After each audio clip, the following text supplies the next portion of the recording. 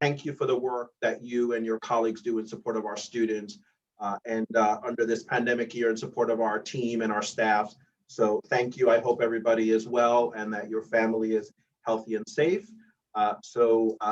I just wanted to introduce myself, Richard Alvarez, part of the team at QC, and kind of frame the conversation today. So I will not take too much of your time because the experts are the ones that really should be sharing information with you, but wanted to provide you with some kind of overall thoughts about how we at QC kind of came together as a team and were able to pivot pretty remarkably and pretty fast to support our students during the pandemic. And this really started about probably 4 years ago, 5 years ago, when we began to look at everything that we do at the college from the student perspective. As you know, we are really good as a university to kind of have these cylinders of excellence where, you know, we tell students, here are the 16 places that you need to go, and here are the 16 different people that you need to talk to get issues resolved. So what we tried to do was to shift that around to say, we as professionals and we as student service representatives need to be in a position to do exactly what we're asking our students to do. And through that, really starting to change the conversation about everything that we looked at. Well, how does this impact a student? Does this make it easier for a student to access the services that they need to maintain their academic momentum? So that kind of was the framework of what we started to do, and working very closely with our partners in academic affairs and student affairs to ensure that everything we did it from that perspective. And one of the major pieces that I think from where I sit at the college is that we got away from territoriality. It was really not about, well, this is what my office does, this is what your office does. It was about how do we support the student? So with that kind of change in philosophy and change in approach, when the world changed, March 13th of 2021, we were actually in a really good situation and a really good spot to think about how do we do this? How do we engage our students? How do we move to the next level? And I think the team today will share with you kind of the actual things that we did. I do think that as we now begin to rev down into what our future life is going to be like, we have really learned a lot about what we can do remotely, what we should continue doing remotely. How do we get rid of all the different obstacles that we put in place for students, some of them deliberately, others not, just as a consequence of our relationship with our partners at the central office. So I'm grateful that we have such an awesome team of professionals at the college that not only are vested in student success, but also are not shy in kind of moving up the hierarchy of the issues that come up. And I think that Eva and I have been able to, at our levels in cabinet and in the leadership of the Office of the Provost, to address these issues one at a time, rather than waiting for, well, are there 100 students that are impacted? Our approach really is, if it impacts one student, we assume that there are 100 that haven't brought it up that this impacts. So that kind of has been our philosophy. It's certainly a work in progress. By no means are we where we want to be, but I think that keeping those lines of communication open, making sure that our frontline people feel supported and that the issues that they come up with, that they're addressed as they come up, allows us to then continue building that. So just wanted to share that with you. Again, thank you, and thanks to the QC team, because they really should get all the credit as they've done all of the work and supporting our students. And the only other thing I would say is that all of us, we've also learned a lot from our SEEK program and how they embrace students and how they support students. So what we're trying to do is to scale that up to then be able to utilize that with our undergraduate student population. And with that, I'll turn it over to, as I described her, my partner in crime, Eva Fernandez, who is our Associate Provost for Innovation and Student Success. Thank you, Richard, so much. Yes, definitely co-conspirator with you in this really important work. And I wanna echo everything that you said, and certainly echo the thanks to all of our colleagues that you'll be hearing from in just a moment. But also maybe frame the conversation that we're gonna have with you along the following lines. So in reflecting and preparing for a presentation like this, invites forces reflection. We face some of the toughest challenges in CUNY that we've ever faced, I think, regarding the delivery of the curriculum. The change was drastic in the teaching. We swiveled to 100% online in like 1 week. The drastic changing learning for our students, where they were learning from home, surrounded by siblings and children and neighbors and family members who were ill, and all the other things that you all know about. And certainly a drastic change in how we deliver those critical supports in advising, in academic support, et cetera. When we moved to 100% online, we were grappling with using tools we were unfamiliar with, and in a context where all of a sudden caring for students meant something that took on a new meaning, a much more urgent meaning than before. So as you're going to learn from our colleagues today, the crisis stimulated, I think, some of the most innovative and profoundly impactful changes in the practices that I have ever seen in my career. And well, we should have known that this would happen. People who study optimal experience actually confirm again and again that in moments of crisis, people focus and overcome obstacles better than when things are regular. For one, I think we've become more agile, better able to respond quickly to unanticipated demands. We have also broken down the silos, or as my friend Richard likes to call them, cylinders of excellence. You heard that earlier. We've also become more empathetic, and we have learned that supporting the whole student is paramount. So embracing this attitude, I would say, is what's kept us from burning out in a period when the demands on our time have been harsher than ever. And we see the importance of supporting the whole student. And I really hope that those are the practices that stick around, because I see them working. But without further ado, let's turn it over to the folks who really were flying the plane and building it at the same time. I believe that I'm handing over the mic to Sayashmini Madhav and to Alan Edmond, who will introduce themselves. Thank you. Thank you, Ava. Thank you, Richard. I must say, you both are like our superheroes through all of this. We couldn't do the work that we do without both of you, so thank you for that. So before we jump right in, I'm just going to let the rest of our awesome team of superheroes introduce themselves. My name is Saishmini Madhav. I am what I will coin Ava's left-hand person. So I am an administrative coordinator and assistant with the Office of the Provost, specifically working with the Innovation and Student Success team. Alan, over to you. Good afternoon, everyone. My name is Alan Edmond, and I have the privilege also with working with Ava and Shashmini and everyone else to support students in STEM learning. So I'm going to turn it over to Donna Smith. Hi, I'm Donna Smith. I am the interim director of the Learning Commons and Academic Support Center, and I will mirror everything everyone else said. I so enjoy working with this group, and I'll pass it over to Nancy.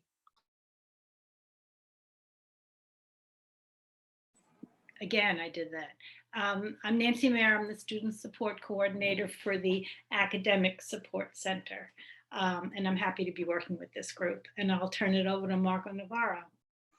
Hi, everybody. My name is Marco Navarro, and I'm director of the Writing Center. And yeah, just to echo what everyone is saying, this is an amazing place to be. And I'll turn it over to Laura.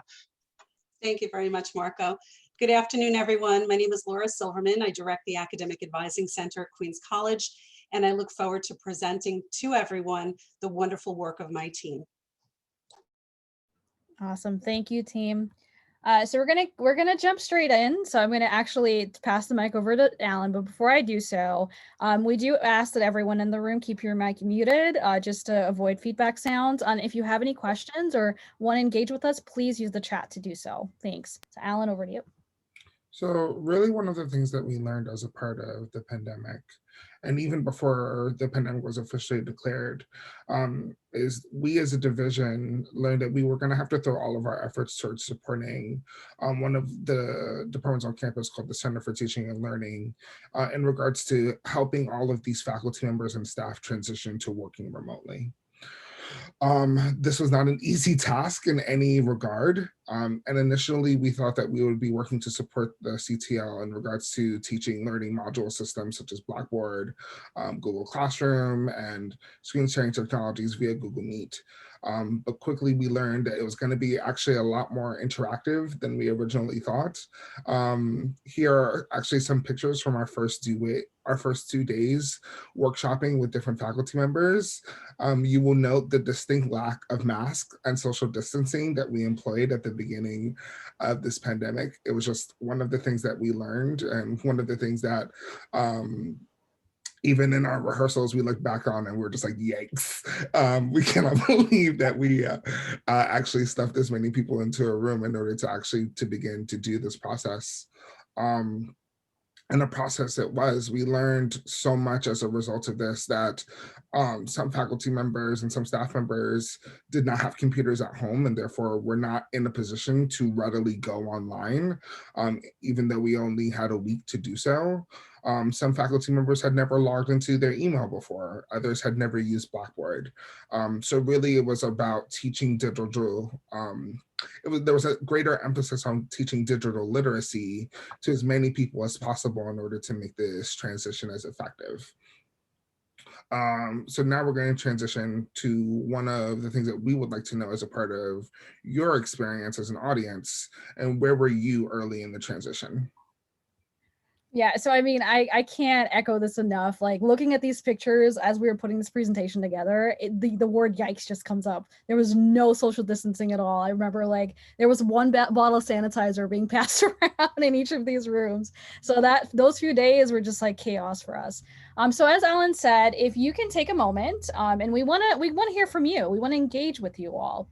So if you can go to open up a web browser and go to menti.com and type in this code 3136401, and we would like you to wrong. Okay, this slides on the right one now. Looking at these images, we would like to hear where you were during these first few weeks of the transition. So select as many of the options on the Menti poll that you can relate to. Just to give you an idea, some of the options that we put up there was attended a workshop, you led a workshop, screamed into a pillow like I did, delivered a computer to a colleague, you're in the picture of the upper right, one of these pictures. You created a Blackboard course for the first time, logged into Blackboard for the first time, or spoke while muted on Zoom. So if you can take a second and just engage with us this way, again, go to menti.com and type in the code 3136401. We want to hear from you. So I'm just going to maximize the screen so we can see the results that are coming in. So it looks like the winner right now is spoke while muted on Zoom. I think we can all relate to that. Screamed into a pillow. Completely agree. Attended a workshop. Yep. Awesome. Alan, back to you. As a part of this, what we quickly learned was that this was going to be really a labor of love in order to sort of work with one another. And in a lot of cases, what we were truly successful in doing was mobilizing our units to sort of provide as much seamless support as we possibly could. And we had a lot of interesting opportunities develop along the way. So as a result, we were actually able to find ways to sort of like get faculty to train other faculty members, and even had a space in order to have students come in as a part of the transition, where so many people were concerned about employment, to be able to employ students in this regard to provide assistance in this as well. So what I'm going to actually do is turn it over to Marco and discuss how it was that we were able to create a community that blurred departmental lines and reduce the divide between faculty and students. Thank you, Alan. Yeah, so one of the things that's really important to think about during this moment and thinking about like how we came together was really thinking about the ways in which we created a crisis community. As you can see here on this slide, there are quite a few departments, divisions, centers, places that were under the leadership of the Associate Provost Fernandez. And so one of the things that we ended up doing was coming together every morning at 8:30 to really check in and to kind of talk to one another and really see, learn as much as we could about each other, share kind of what was happening in our personal lives, but also kind of really think about what is happening to our students, what was happening to our units. And what ended up happening was we created a crisis community. Like what we ended up seeing, and again, like this was the first time that any one of us had really ever been in a room with everybody at the same time, because you know how our lives can be so busy when we're on campus. But we started kind of forming this community of shared goals. We were sharing resources. We were starting to really care about one another. And the profound impact of that was something that to this day, like I'm realizing that you can't come up with solutions by yourself in CUNY.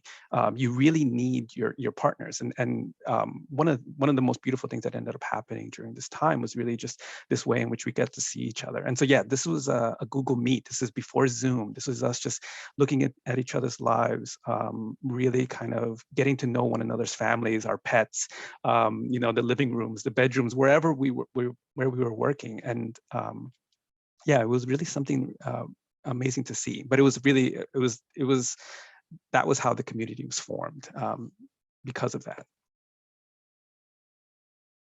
Move on. Yeah, back to Alan. So as a part of this, we created a timeline for what we imagined the past year would look like. So in the beginning of March 2020, we began the instructional recess, and we essentially had about a week to train 1,600 faculty, some of them adjuncts, some of them full-time faculty, on really a crew of 22 people. So it was really, really a great deal of work that we did during this time, and we spent a lot of time building connections in order to do it. One of the clear instances that was actually established through Dr. Fernandez was the Keep Learning inbox. So it was essentially a straw man account that was sort of used to communicate with various departments on campus and to relay student concerns to the people who needed to hear them. At the same time, we were able to establish a community series called QC Cares, which was able to triage student concerns.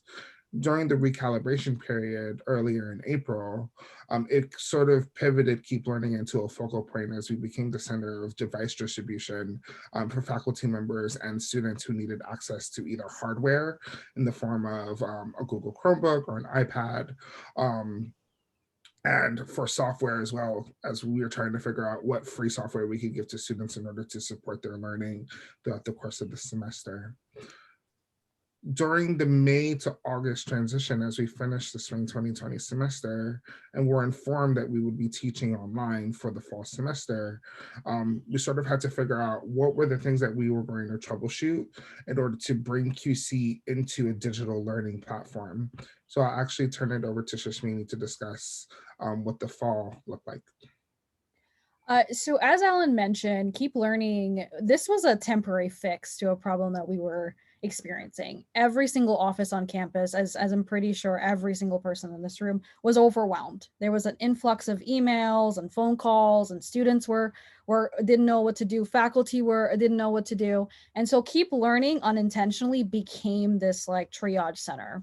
And it actually was the foundational unit of creating these like really awesome cohesions over like across division collaborations. And in particularly, you know, you had the Innovation Student Success Team, the Office of the Provost, enrollment and retention working together. We were trying to figure it out, creating optimizing processes. So in the fall, we created, having learned the lessons from the first year, you know, it was all trial and error. We created new systems and how to get students to have access to campus, creating workflows for having faculty submit their online plans or their curriculum. Is that in my head, I'm still hesitant about why am I doing this for this position?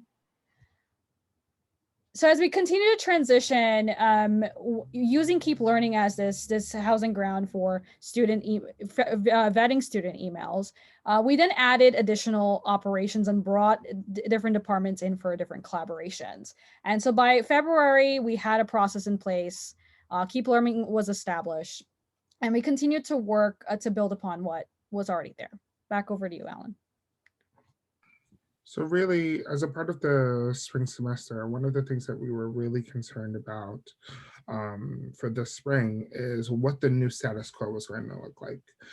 Given that we're still unsure as to what level of hybrid we will be in the fall, one of the things that we're currently interested in establishing is what are the processes that worked and should continue to work moving forward, no matter whether we return to fully in person or if we remain some form of hybrid as a university for the next decade or so. And as well as looking at like, what are some of the things about care to be as student-centered as possible moving forward. So what I'm gonna do is turn it over and discuss some of the things that Keep Learning actually addressed over the course of this pay period. So I believe Shashmini is going to launch the Menti poll. Yes. So thank you all for responding to that first question. Seems like, again, we have muted, spoke while muted on Zoom as the winner there. So if you can go ahead and refresh the menti.com poll, we want to hear from you. We want to kind of get a sense of where you were during this time when it came to student support. So how did students need help from your campuses? If you could take a second, go to menti.com again, and the code's going to be 3136401. If Alan, if somebody can post that in the chat, please.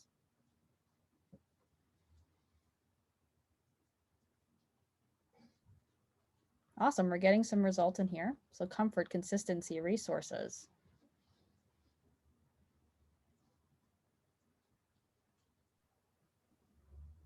We While definitely people are answering, just wanted to, something that I forgot to mention, that Queens College, I think with 4 other schools, began using the EAB Navigate tool in the spring. So not only, we were getting ready to launch and kind of launch the QC Navigate tool, which fortunately we had started in January, but had to, make a decision whether we dove in and figured out how to use it during the pandemic or go back to our old. And fortunately, there were a lot of brave souls in the advising and student support area that we decided to delve in.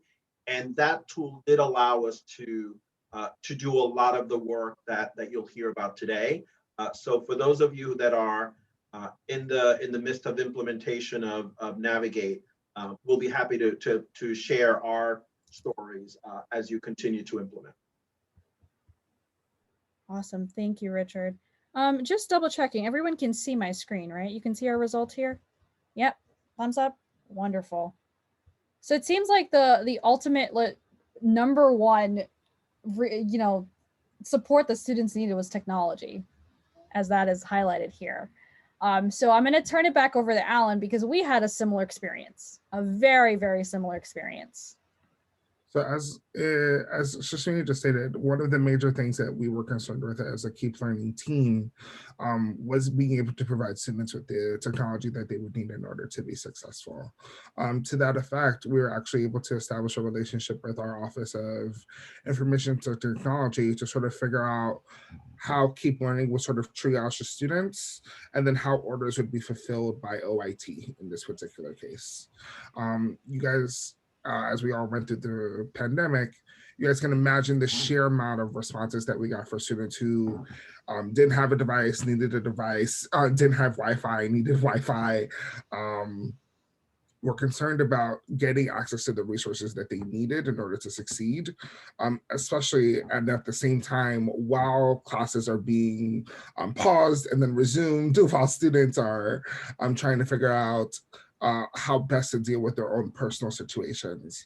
I cannot tell you the amount of students who, and really, it really goes to show the quality of the character of the students that we have at Queens College. The students that are just like, I tried to make it through the semester. I was using my phone for X number of weeks. Like, can you please help me? and trying to respond to those really became essentially very, very vital to the character of Keep Learning, and really informed how we responded in terms of community of care. I'm going to transition now to Marco to discuss some of the other efforts that we did in order to create a community that was really centered around supporting students. Thank you, Alan. So then while we were being cared for, like while we were creating our crisis community, and while we were also kind of taking in all this information from students, and students asking questions about everything from financial aid to like, how do I get in contact with my professor? How do I register, et cetera, we were also noticing that we were getting those other questions that we didn't know how to answer. And so one of the things that we wanted to do was create a forum for students to speak to one another, but also to speak to us. And so, you know, that word care really resonated during our morning meetings, and again, we were being cared for. So how could we were thinking about how could we really bring that to students? How could we tell students that, you know, we care about you, and we want you to care about, you know, the community as well. And so these were three of the sessions that we put together that were really interactive, that we were all there. We had all of our college assistants there as well too. And in many, you know, we designed these to be around specific themes, but in many ways, these were just spaces for students to really talk to one another and to really open up to us. And, you know, this was our, you know, first attempt at creating this care. This is now, of course, like when we see these online forums or we see these workshops, it's commonplace now, but this is us really, this is before Zoom, this is on Google Meet. I mean, we were having trouble kind of managing how students spoke to one another. This was done on Google Meet, Jessica. Yeah, we just really tried to get it out to as many students as possible. And again, and you'll see here that we had this collaboration that was going on, and this was all born out of that crisis community. So yeah, you pass it along. Thank you, Marco. And just like you have an idea, we did do these Menti polls during the different forums. The first few weren't well attended as it caught on, but this is just to give you an idea. To the left, it's the first event. To the right, it's the last event. And, you know, you can see the challenges very, very evidently with the academic and personal challenges, the academic and personal battles that students were facing. You know, at the beginning of the pandemic, it was staying focused and motivated, time management. And then as we transition to the, you know, in the midst of the pandemic, you have isolation becoming the number one thing that became an issue. And then keeping a high GPA, time management. So now I'm going to turn the floor over to, or the virtual mic over to Laura, our director of the Academic Advising Center. Laura. Thank you, Sashmini. Thank you everyone for this opportunity to feature the activities of the center with respect to our transition to virtual advising and remote activities due to the pandemic. I would be remiss if I did not mention that we could not have done it successfully without the support and efforts of Ava, Richard, and their teams, and a special shout out to my team, the super talented folks in the AAC. Next. Who we are. The AAC provides advising services to a socioeconomically and ethnically diverse student body consisting of incoming and continuing student cohorts. We are also a significant contributor to the college's curricular policy and process decisions in accordance with the college's mission. Our model is centralized, integrated, and continuous. Our advising is holistic, and our approach considers all degree components in an integrated fashion. General education, majors, minors, pre-professional prerequisites, general electives, etc., in accordance with academic and financial aid guidelines. The academic success and timely degree completion of our students is the center's highest priority. And to that end, the center performs high stakes activities at scale, including biannual new student services for incoming freshmen and transfers, concurrent to our year-round advising accessibility for continuing students. Some of our specialized programming and advising responsibilities include QC&4, Project Excel of the CUNY Black Male Initiative, Long Distance Learners, albeit that's not so unique anymore, prior matriculants, at risk, adult collegiate education, CUNY Baccalaureate, reverse transfer, Excelsior Scholars, financial aid tap audits, Title IV, international students, Navitas, early college initiative, CUNY Edge, and athletes. So basically, we see a lot of students with a lot of special needs coming from a lot of special programs in the Academic Advising Center. Moving on. Thank you. Team slide. Here we are. We're very cute, and we had regular Zoom meetings, as we all do during this circumstance. And the AAC academic advisors are first and foremost generalists, including management. We all consider our main purpose to be the advisement of our students. 18 full and 4 to 8 part-time academic advisors are responsible for the same levels of knowledge and information. Uh-oh, did we lose We Laura? lost Laura. We lost Laura. I'll give her 30 seconds and then we'll. Am I back? She's back. Yes, you're back. You're Okay. back. Yay. I'm back. That's good. Yeah, I saw myself frozen. I'm not sure where I left off, but I'll back up a little bit. 18 full and 4 to 8 part-time academic advisors are responsible for the same level of knowledge and information to ensure clarity and consistency. In addition, each full-time advisor is a team leader of a coordination or management area, which may include oversight of a part-time advising or program assistant. Some sample coordination areas include the Assistant Director of Freshman Retention and Completion Initiatives, Assistant Director of Specialty Advising Services and Programs, and the Assistant Director of Majors Information Undeclared Advising Services. And as Ava used the word before, swivel. That's what my preference is as well. So if we can move on to the next slide, thank you. Our swivel. When we think of academic advising, it generally does not include advisors wearing headsets in a home office, at a dining room table, or on a living room sofa, engaging with students who are serving lunch to toddlers in hopes of keeping them quiet. And in many cases, it's the advisors handing out bribery snacks to their own kids. And occasionally, as Charlie Nutt mentioned earlier, pets get in on the act too. I had mine get in on quite a few advising sessions. And yet, given circumstances, this is our collective reality for a year now, and we've risen to the challenge. Next, an ally in technology. When the AAC was physically closed, advising services did not skip a beat. Virtual advising was already in our portfolio, and that is why I'm using the word swivel versus pivot to connote the fairly smooth shift that occurred. The team immediately moved to 100% virtual services, and we did not participate in the recalibration pause. That week alone, we actually advised 526 students.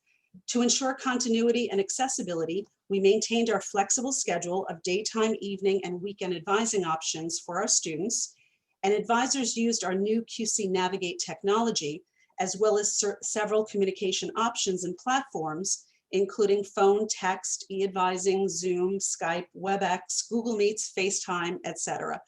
So we certainly got to utilize and understand multiple platforms and meet our students where their preferences were. Our website, social media, and phone lines were regularly tended to 6 days a week, as well as 2 live chats developed for our new and our continuing students. Next, QC Navigate. As VP Alvarez mentioned earlier, we were just starting to embark upon the utilization of QC Navigate, and we officially cut our ties to our former main advising technology on February 10th, though still intending to ease our way into the new QC Navigate platform and the virtual college scheduler. Little did we know that a month later, we would need to know what all of the cockpit levers did, trial by fire indeed. We had a short learning curve to master this new platform. As those involved can attest, the new system required significant reconfiguration and a lot of creativity, tweaking, and experimentation, but it has been worth it. Navigate combines the features of a CRM tool, communications management, appointment scheduling, advising notes, plus sophisticated analytic data and query capabilities. It soon became our advising Swiss Army knife. That's how we referred to it. The pandemic and QCN4, an exercise in stamina and perseverance. One of our main concerns was ensuring the continued success of our QCN4 program, which began in fall 2017. QCN4 is a college completion program, which at its core is a 4-year graduation guarantee. With the fall 2017 inaugural cohort graduating in spring 2021, we did not want to lose the momentum we had gained, pandemic or not. All coming freshmen, regardless of special group or program affiliation, are auto-enrolled in the program, although they may opt out. QCN4 students must attend mandatory new student advising sessions, commit to the program's expectations, and sign a commitment form, meet on a regular basis with an academic advisor to plot their academic plans, and agree to take 30 credits per year, including the summer and winter terms. The program incorporates academic advisement best practices, including the use of academic program maps, Take 15 campaigns, purposeful advisement, targeted communications, and intervention plans. While efforts ramped up and technology was put into overdrive, our collective expectations and actions remain the same, such as speaking with one voice to normalize a 4-year graduation and promoting this expectation college-wide, regardless of what was transpiring. We were there for our students, but we wanted to ensure that they stayed the course. 5 classes. If not, we would discuss how this could be made up in winter and or summer. And in our sessions, we worked sure to tie together seemingly disparate entities in the degree pursuit narrative: credit completion, financial aid, New York State Excelsior, the pursuit of careers in graduate school, and future earnings, making sure that students understand the integrated nature of all of these. How did we do this? And how did we continue to do this through the pandemic? The electronic, our paper commitment form went electronic. QCN4 student groups and QCN4 holds helped us to utilize Navigate to make sure we were communicating to our students on a regular basis, and we were ensuring that they were meeting with advisors on a regular basis. We held QCN4 virtual workshops. We tracked our appointment campaigns through Navigate, and we sent regular and targeted communications through the system to present clear and timely guidelines, to-dos, benchmarks, and expectations. We had a targeted intervention plan at critical junctures, such as class standing, making sure credit accumulation benchmarks were being reached, and grading was being established. Cooperative communications with other student resources and services to present integrated and not disparate information. We devoted a social media page to QCN4, a website, and promotional campaigns. We also embarked upon the Need a Class student notification process. So students who were abiding by their commitments to the program, but could not register for a class that they needed, they would notify us, and we would work with the departments to ensure that they were able to obtain their class. And launched this year, now that our fall 17 cohort is in its graduation semester now, we ensured that our seniors in QCN4 had early registration. Next. The positive results. So the great news is that prior to the inception of QCN4, we've seen a big jump in 15+ credit taking, and more importantly, a big jump in the percentage of students who are on track to graduate in 4 years. As of March 2021, 4% of our fall 2017 QCN4 entrants had already earned a bachelor's degree, and 45% more were on track to graduate on time this spring or this summer. With these successes, we expect to see a nearly 15% point increase in the 4-year graduation rate for the first QCN4 cohort comparative to those who entered the prior year in fall 2016. And as of this semester, 90% of our QCN4 students, approximately 5,000 undergrad students, followed our call to action and scheduled their appointments on time before their registration dates. Next. Some of the challenges. Sessions are longer and can cover ground that we generally do not experience under normal circumstances, as Charlie Nutt had mentioned earlier this morning. Grief, loss, fear, anxiety, and the unknown. We are trying to manage a fire hose of changeable information on behalf of our students. And by profession, advisors are averse to operating in the gray. We want to be clear and accurate, but there is much changeable information given circumstances, and we cannot always answer affirmatively. But of course, like anything else, there are the positives. Some students are thriving in this remote learning environment. There's more time for school, given no commutation, greater focus on classes since external activities may be limited, engagement with family members who are learning side by side. So indeed, the challenges remain, but we have found ourselves inspired by a renewed sense of commitment to our core mission of guiding and supporting our students, even if a neighbor's barking dog unexpectedly becomes part of the advising session. So I want to thank everyone for joining us today, and I look forward to our Q&A at the end of our session. Thank you, Laura. If I could just add one other data point that I think is important, that while we are providing these services to our continuing students, we have been fortunate at QC that we've seen a 47% growth in our incoming freshmen between the fall of 16 and the fall of 2020.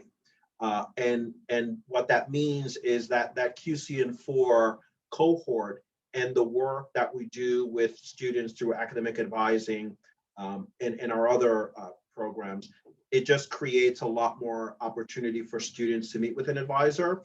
Hence the reason why we are continuing to grow our academic advising professionals, because it pays dividends moving forward in terms of students graduating on time, being able to not lose financial aid because they can't find the right courses or they can't stay within their major. So just sharing that with you, because I think it's something that we need to do a little bit more at each campus. And if there's anything that I could do for any of you to talk to your administration and kind of the value of the work that you do in the long term, I'll be happy to do that. And I volunteer Eva to be my my speaker with your administrations, because I think that, again, it is critically important, and the numbers show that when you offer the services, when you streamline the process, that students rise to the occasion. Thank you, Richard. I think we're going to transition it now to our last portion of the presentation. Donna, over to you. Donna and Nancy. Hi, thank you so much. That's amazing work being done by Laura's office and everyone under Dr. Fernandez's area. I'm Donna Smith, and I joined the Learning Commons Academic Support group in August after having worked in another part of the college for many years. And in the interest of time, I think I'll skip through some of the slides, but yes, I guess, as you all know, with students facing the challenge of studying from home, this support becomes more essential than ever before. One of the biggest roadblocks was how to reach students who are not on campus and let them know about support that's available to them and encourage them to engage. So I guess I'll try to focus on three things in my few minutes. One is, as students are working from home and they need support more than ever during this time, we created a centralized office or a hub for tutoring and peer mentors across campus.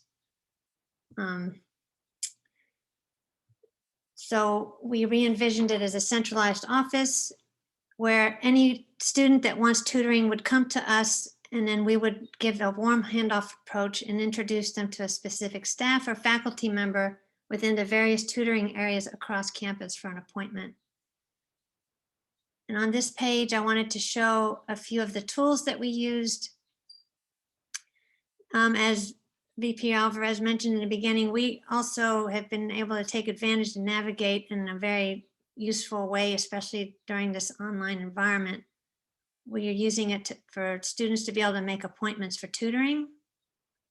One very significant tool that we're using Navigate for is we're able to email and text students and recruit them for targeted tutoring sessions. For example, we can select Econ 101 students, email all of them and text them that, hey, by the way, this week there's tutoring available for this particular class. And one great thing is within the text, we put a link in so that students can click a link and get a tutoring appointment on the spot. And Zoom, of course, everyone in the whole world is using Zoom. And believe it or not, Google Surveys has been extremely useful because in the text, you can put a link to a Google survey and connect with the student directly. In fact, when Nancy sends out a campaign which she'll talk about. Actually, we don't have time maybe, but the text might say, just click here for an appointment. And she immediately, right after she sends out a campaign, gets several students wanting to make an appointment for a tutor. Next slide, please. We'll skip this slide, but this is a beautiful picture of our campus. Go ahead. Okay, and one important use of Navigate, which is related to the advising office. Let me get to my notes here quickly. I apologize. We use Navigate, it's called Navigate Notes. We use this to coordinate student placement results between the Learning Commons and the Academic Advising Center. After a student has been assessed with their English placement by the Learning Commons, we enter the recommendation within Navigate Notes. This recommendation is visible not only to students, but also to the academic advisors as a way to better service the student and to assist communication between the Learning Commons and the advisors. You can also put a link within Navigate Notes to direct students to more information or further explanation of their placement if you would like. And then one more very useful element of Navigate that Nancy will be talking about is Navigate Early Alerts. Nancy? Okay. Through the Navigate platform, faculty can submit alerts for students, and two of these that are tied to the Learning Commons is needs academic support and missing essential assignments. Alerts are a way to draw attention to a student who might be at risk for a variety of reasons, such as academic or participation concerns, students in need of tutoring, and so on. In the case of the Academic Support Center, the alerts draw attention to students who may be struggling academically. So what happens after an instructor issues an alert? First, they receive an automated message, and then a couple of days later, usually within 2 days, they get a text and an email directly from the Learning Commons with the professor's contact information. We encourage the students to contact their professors, and they also get our resources, what we can do to help them. And as Donna said, we also send them a clickable link to a Google survey. This is a general Google survey. What do you need help with? And then we can direct the student to the appropriate department. And if it's for us, we make an appointment with them right away. In this way, the students, they not only feel that the college cares about them, but it also gives them a solution. Alerts can be an important element to contribute to the college's retention effort. They're not intended to replace the guidance and mentorship that students receive every day from their instructors. Instead, it's a way to assist the instructors' efforts by connecting the students to the resources they might not be aware of. And just one more thing, we've been very surprised to learn that a lot of students aren't even aware that there is free tutoring available. So this is something we're working on. So I'm going to hand it back to Donna. Okay, and I think we're at time, so I'm going to hand it over to the lovely Sashmini. Okay, wonderful. So we're at 2:21. We're a minute over. We had a quick little engaging poll at the end, but we don't want to take up more of your day. Thank you so much for joining all of us. We were so excited to spend the day with you. We will ask the presenters to the conference organizers to forward the slides to you if you have any questions or wanted to go back and look at some of the information presented.